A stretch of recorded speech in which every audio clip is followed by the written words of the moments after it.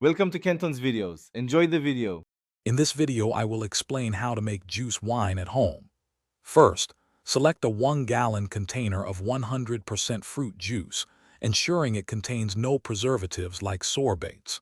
You'll also need wine yeast, yeast nutrient, and pectic enzyme. Before you begin, it's crucial to sanitize all your equipment, including your primary fermenter, airlock, and stirring spoon, to prevent contamination and ensure a successful batch.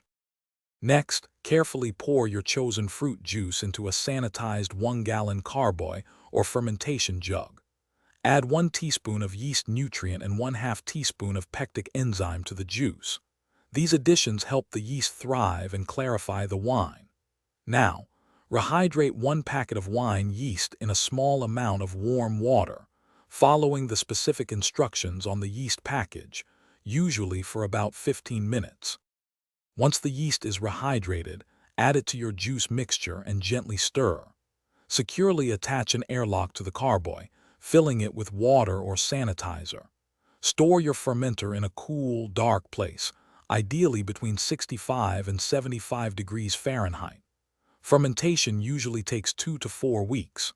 After this period, carefully rack the wine into a clean, sanitized carboy, leaving any sediment behind. After racking, allow your wine to age for at least 2 to 3 months. Longer aging often improves flavor significantly. Once aged to your liking, it's time to bottle.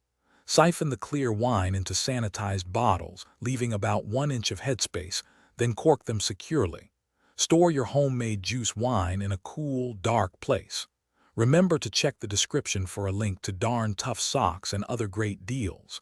Enjoy your delicious, homemade creation. Thanks for watching. Consider subscribing if we helped you.